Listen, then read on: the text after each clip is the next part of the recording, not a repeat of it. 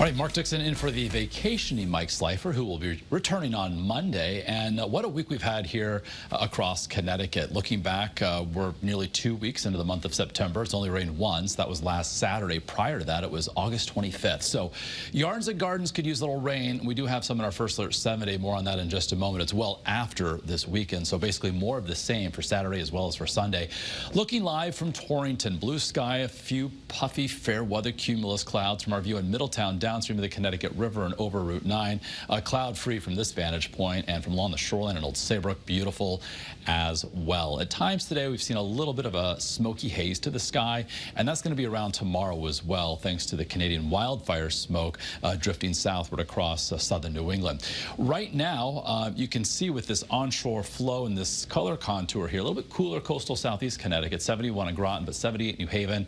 We're well into the 80s, between 80 and 85. Torrington, Meriden, Hartford, up through Windsor Locks and into Tolland. So feeling like late summer across Connecticut, and with a south-southeasterly wind, not terribly strong, but enough to bring dew point values up just a little bit, upper 50s to low and mid 60s. So you may feel a little bit of some mugginess out there, but nothing that's going to be too impactful. We're not expecting oppressive levels, so certainly some good news there. And region-wide, not a whole lot happening, and that will be the case right on through early next week. So high pressure in control for now will deflect any sort of remnant moisture from Francine that is still spinning in the lower Mississippi River Valley from working up in our direction. Will also prevent this cold front that's moving through the northern plains from heading in our direction. So with regard to the tropics, there's a disturbance off the coast of the Carolinas being monitored by the National Hurricane Center.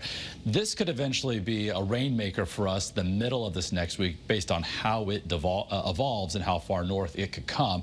Meanwhile, near the Lesser Antilles, we've got a little disturbance as well, but meanwhile, it is Tropical Storm Gordon. If you were watching earlier today, Melissa Cole at noon, highlighting how this certainly reached tropical storm status with winds now at 40 miles an hour, and it is no threat to any landmass over the next 5 days. It could fluctuate in intensity just a bit, but of course we'll keep you updated on that as time moves forward. Meanwhile, tonight temperatures a little bit milder than the past couple of nights, upper 50s to near 60 inland, low 60s for many spots along the shoreline. Tomorrow afternoon, kind of a smoky sky, otherwise bright, certainly warm, low and mid 80s inland.